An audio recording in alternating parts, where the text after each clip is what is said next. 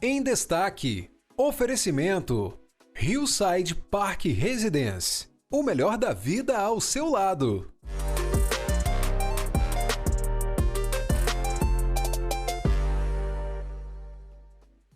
Olá, muito bom dia. Bem-vindos ao nosso programa Em Destaque aqui pela tela da TV Sim SBT. E é um orgulho ter a sua audiência conosco nesse horário, nessa manhã. E hoje vamos falar sobre saúde dos olhos. Uma importante orientação que chega através do nosso programa para todos nós, para você que está nos acompanhando principalmente, inclusive, passar a observar ainda mais a importância desse órgão e também de tudo que pode atingi-lo. Mas principalmente hoje o assunto vai falar sobre glaucoma. Pois é, pode até embolar um pouco a língua assim, mas o glaucoma é uma das doenças aí que está realmente com maio dedicado a ela, para que a gente então esclareça dúvidas e, acima de tudo, oriente as pessoas. Nossa convidada que vai falar muito mais sobre isso conosco, nesse nosso Em Destaque, doutora Yara Tavares, que é oftalmologista, ela que atua no Centro Capixaba de Olhos e fala conosco aqui através do seu conhecimento para o nosso Em Destaque. Doutora Yara, bom dia, bem-vinda. Bom dia, Fábio. Muito obrigada pela oportunidade de falar no seu programa sobre uma doença que é tão importante de ser divulgada para a população. A oportunidade de divulgar o conhecimento da doença. E até com a sua ajuda, né, inclusive carreira profissional dedicada a essa área, pode nos ajudar a entender, doutora, até para falar do glaucoma, né? Eu falei embola a língua, né, mas ele tem o problema no olho. E aí a gente precisa ter essa atenção até pelo modo com que a doença evolui. E aí, doutora, quais são as explicações iniciais sobre isso? O glaucoma, Fábio, é uma doença silenciosa. Esse que é o problema. A pressão do globo ocular, se a gente pudesse tirar o olhinho daqui, a gente vê que o olho é um globo. Ele é fechado e dentro do olho é produzido um líquido. É produzido e é drenado. O glaucoma significa que a drenagem desse líquido é prejudicada de uma certa idade para frente. É uma doença genética. A pessoa tem o gene que de uma certa idade para frente, aquele líquido que é produzido dentro do olho vai sendo drenado com mais dificuldade. Então, há um aumento na pressão do globo ocular. É indolor, na grande maioria dos casos, e com esse aumento de pressão vai havendo uma compressão das fibras da retina, que é a camada interna do globo ocular, responsável por receber a imagem e transmitir a imagem para o cérebro interpretar como visão. Com o passar dos anos, vai havendo uma compressão das fibras nervosas da retina e elas vão atrofiando. E a pessoa vai perdendo a visão periférica. Olhando em frente, a pessoa enxerga, mas ela perde essa visão periférica lentamente, ao longo dos anos, e ela vai se adaptando e não vai percebendo. Quando percebe, geralmente já tem uma perda avançada. E uma atrofia grande já de fibras nervosas que infelizmente não se recuperam mais. Daí a importância das pessoas saberem que a doença existe. E acima de tudo saber que há uma busca por um tratamento que pode impedir o avanço dela. Exatamente. Então o importante é as pessoas, tendo conhecimento da doença, saberem, mesmo eu não sentindo nada, uma vez por ano, se possível, fazer uma consulta oftalmológica. Por quê? Nessa consulta vai ser avaliado a pressão ocular, ver se está alta, o fundo de olho, o médico vai saber da história familiar daquela pessoa, se ele tem uma história forte de glaucoma na família, dentre outros exames que vão poder diagnosticar o glaucoma. Quando é diagnosticado, existe tratamento. Hoje em dia existem muitos colírios para tratar o glaucoma, existe laser e cirurgia hoje em dia é um pequeno número de casos. Antigamente os colírios não eram tão eficientes, hoje não, a gente tem substâncias que de fato conseguem abaixar a pressão ocular. Como eu falei, existe também tratamentos novos com laser e por último a cirurgia. Entendi. O importante é, de alguma maneira, controlar a pressão ocular para a doença não evoluir e não levar à perda da visão. E aí mora uma dúvida muito importante. O que o glaucoma, igual você falou, né, consumiu desse campo visual que a gente tem, se recupera com essa cirurgia? Não. Não? Infelizmente, não. Tanto o tratamento com colírios, quanto o laser, quanto a cirurgia, quando é feita, é só para impedir que aquela atrofia das fibras nervosas continue.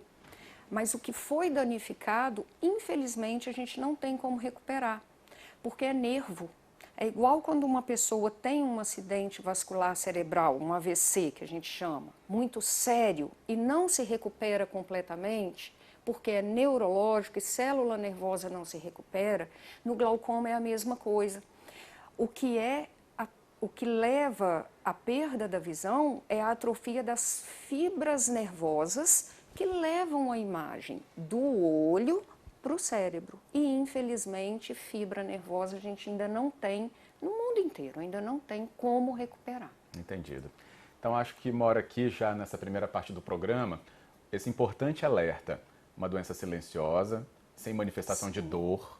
Né? A gente tem o costume de achar que o que dói é o que tem problema. Se não dói, está tudo bem. Nem sempre. Né? Ainda mais nessa questão da visão, né? E a gente está falando de glaucoma. Sim. Então, que tem que ter esse cuidado.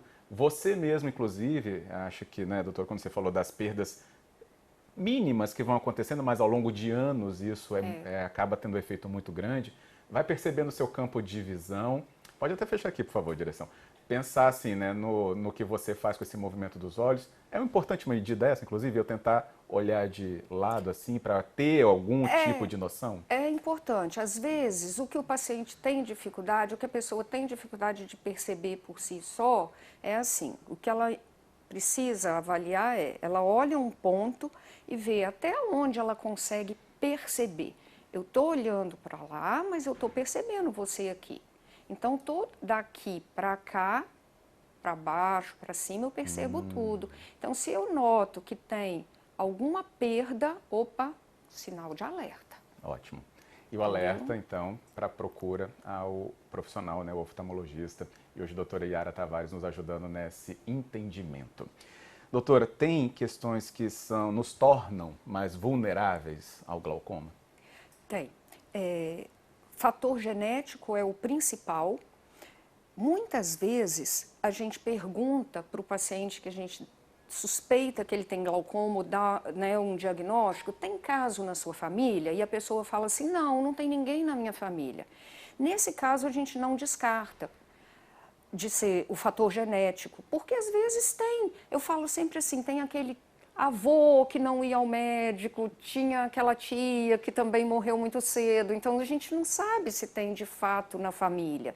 Mas quando tem uma história familiar, por exemplo, o paciente que chega no consultório para fazer óculos e relata, o meu pai tem glaucoma, a gente já abre o olho com ele, então vamos ficar atentos.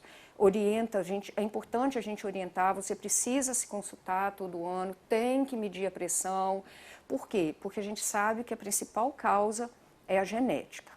Existe também glaucomas secundários, secundário principalmente ao uso de medicamentos para outras doenças podem levar a um aumento da pressão dos olhos. O medicamento que assim, com mais frequência causa o glaucoma secundário é o corticoide, é um anti-inflamatório que muitas pessoas precisam usar por um tempo muito prolongado. Por exemplo, pacientes que fizeram transplante, pacientes que precisam ficar imunossuprimidos, pacientes que têm lúpus, eles precisam usar corticoide, às vezes durante muitos anos. Então, eles têm que monitorar a pressão ocular também.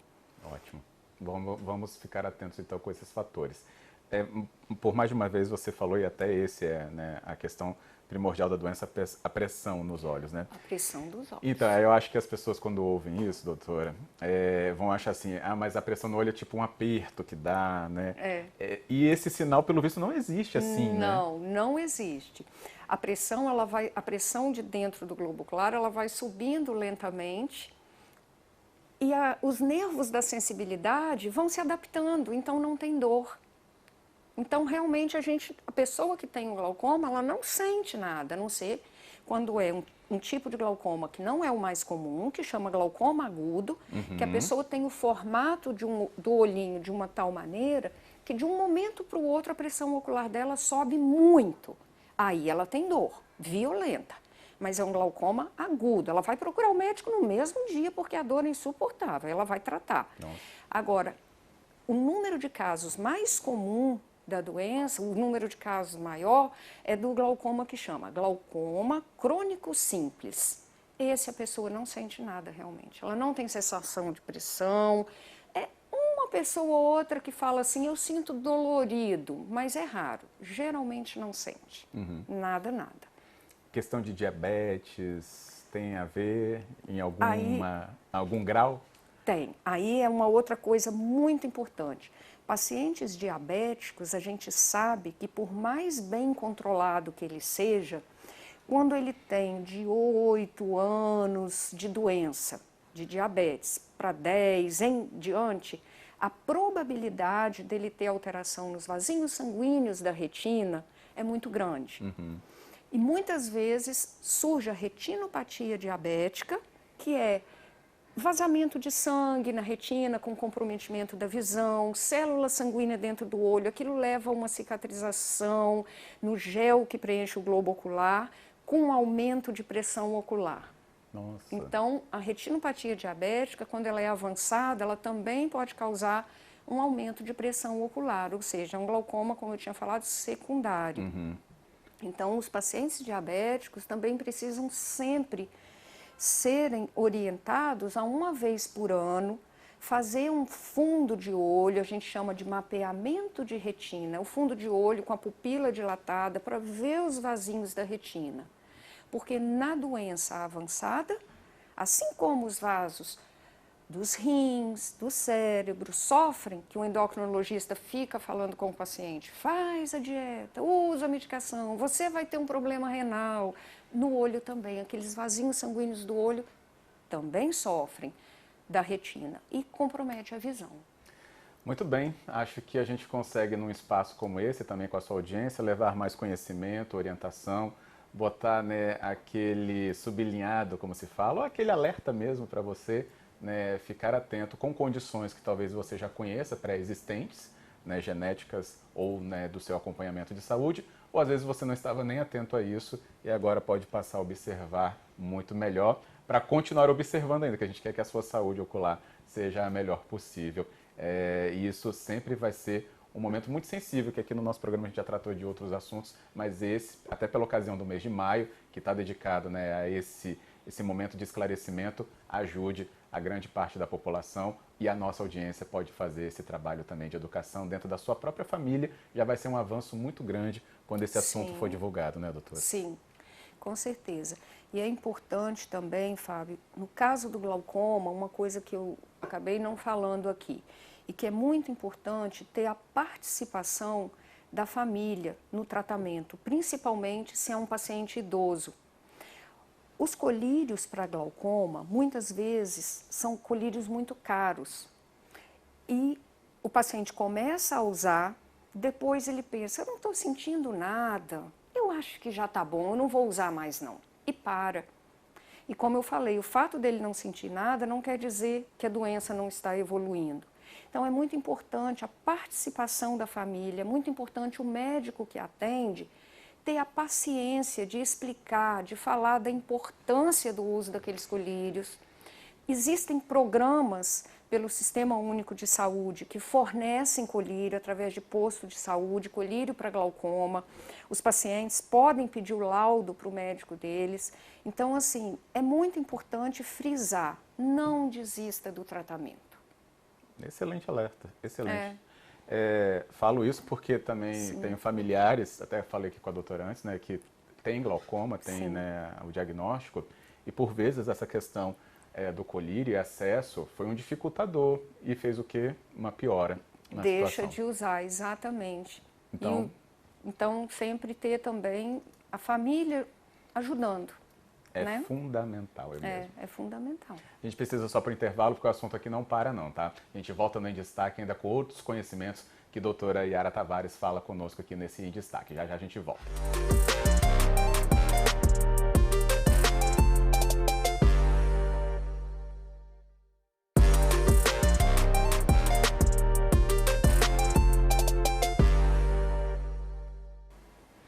De volta com o nosso programa em destaque, a gente continua falando sobre saúde dos olhos, em especial o glaucoma, nesse mês de maio, que é um mês dedicado ali para que essa doença seja cada vez então mais informada às pessoas. Nosso programa com o espaço aqui que a doutora Yara Tavares faz conosco nessa presença na entrevista, oftalmologista, também nos ajuda a participar disso, mas acima de tudo, levar informação de qualidade a você, até por uma questão realmente muito sensível, que é a visão, são os olhos. E a partir da questão do glaucoma, que nós já entendemos, né, uma doença silenciosa e que pode acarretar a cegueira completa. Acho que a gente nem falou sobre isso, né, doutora? Pode acarretar a cegueira completa? Acarreta a cegueira completa em muitos pacientes, quando não tratados de forma adequada. E você imagina a perda da visão, geralmente são pacientes idosos. A perda da visão num paciente idoso que já tem toda a dificuldade motora, a dificuldade para se levantar pela parte motora e ainda sem a visão, que é um sentido que ele teve a vida toda e perdeu. Então, assim, a dificuldade é muito grande e o que a gente quer chamar atenção com esse maio, né, do glaucoma é que é uma doença evitável. Então, é como eu falei, procurem, busquem, seja no serviço público, para quem tem o plano de saúde, para quem pode pagar uma consulta particular, mas busque. Não acredite que porque você está usando seus óculos e está enxergando bem, está tudo certo. Então isso é um perigo, Fábio, porque às vezes a gente tem pessoas que têm história na família, que era para acompanhar, e às vezes a pessoa passa 8 anos sem se consultar. Então, a doença se instala, avança e quando chega lá na frente, é como eu falei, infelizmente não tem como recuperar aquilo que foi perdido, nesse caso dessa doença.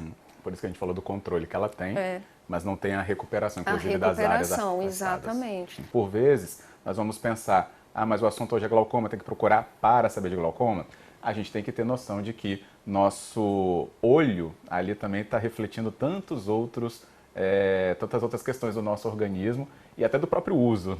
Sim, exatamente. Não é? Uso celular. Enfim, qual é o momento que a procura ao oftalmologista já aparece, doutora? Então, eu sempre gosto de dizer assim, eu acho que fazer consulta de rotina com o oftalmologista, mesmo sem estar sentindo nada, sem aparentemente ter nada, é muito importante.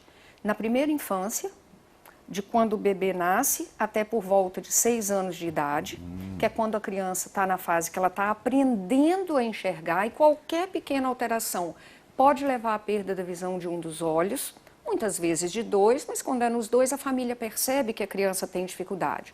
O problema é quando num olhinho só. Então essa fase de aprendizado visual é muito importante, porque a gente não pode perder tempo, porque depois não recupera mais. Essa fase, e eu digo também para os pacientes assim, de 40 anos para frente, atenção, faça exame anual. Por quê?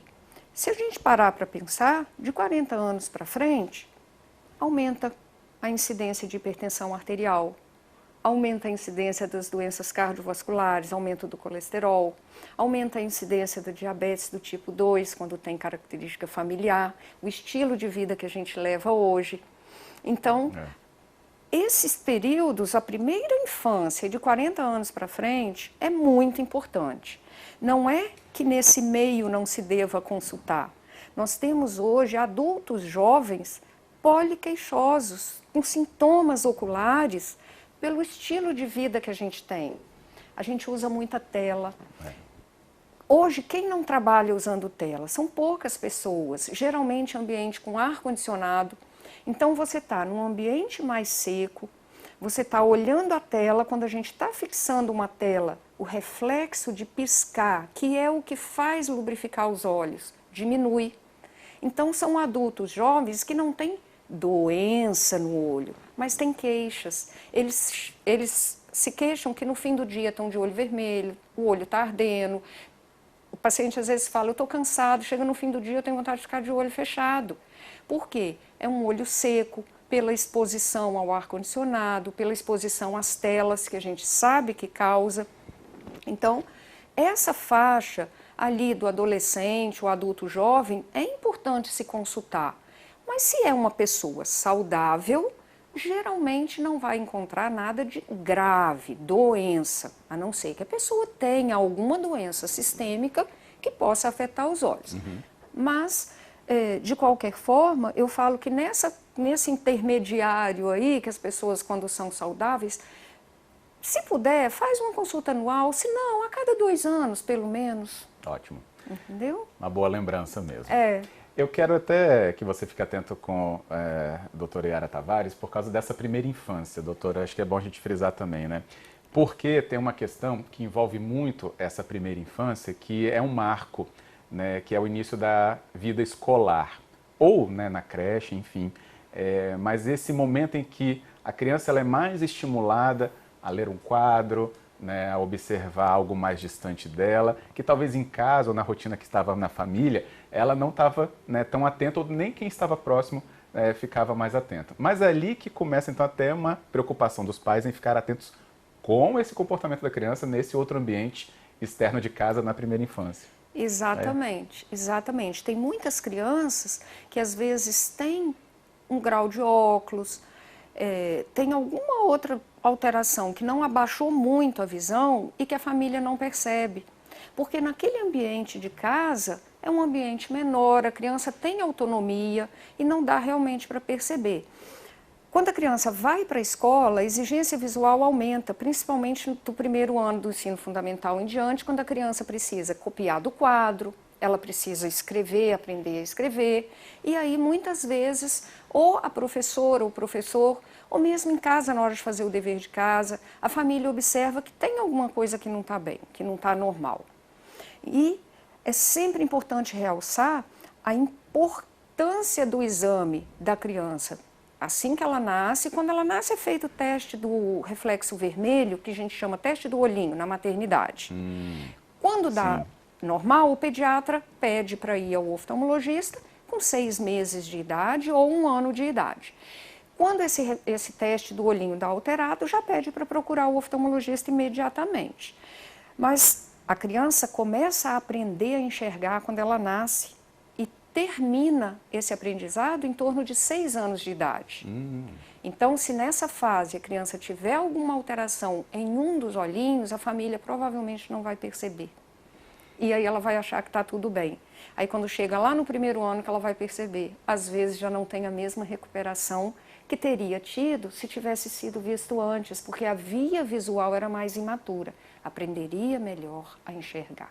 Correto. Então, por isso que a gente orienta essa fase, a atenção por parte dos pais, dos bebês, das crianças até 6 anos. E aí mora mais um alerta importante dessa entrevista aqui com a doutora Yara Tavares. Vou aproveitar esse tempo final já da nossa entrevista, doutora, até para ter alguma orientação sua em relação a essa nossa vida moderna do tal aparelho celular. Sim, né? sim. Se é que existe, né, uma possibilidade de um uso menos danoso para a gente desse, né, dessa amigo, coisinha aqui, que tem tudo hoje, né, da nossa vida aqui. É tudo, tudo. Doutora, o que hoje então a gente precisa ter atenção com esse uso? Que, assim, o tempo de duração acho que já é um primeiro ponto ali para a gente ficar atento, né? Sim. O que a gente pede, Fábio, o que a gente orienta é assim, começando nas crianças, evitar o máximo que puder, principalmente se a criança for de uma família que tem caso de miopia, que é um grau de óculos que significa que o globo ocular, à medida que a criança vai crescendo, ele vai alongando, ele vai ficando ovalado. E a gente já sabe hoje que com o nosso estilo de vida atual, quem tem o gene da miopia manifesta mais na infância, pelo uso de telas e pela falta de exposição ao sol. Nossa. Hoje as nossas crianças são mais confinadas em ambientes fechados. Sim. Né? Então a gente sabe que o sol estimula na retina a liberação de substâncias que controlam o crescimento do olho, não deixa ficar míope. Então a gente pede evitar o uso excessivo de telas para as crianças. A Sociedade Brasileira de Oftalmopediatria recomenda até 2 anos não usar tela, de 2 a 5, 1 hora por dia, se muito, de 5 em diante, 2 horas por dia, se muito. Eu gosto de orientar os pais assim, tudo que a criança quiser ver, hoje em dia a gente tem a facilidade de colocar na tela da TV, põe na TV, a TV é longe, não força. Quanto mais perto, mais força.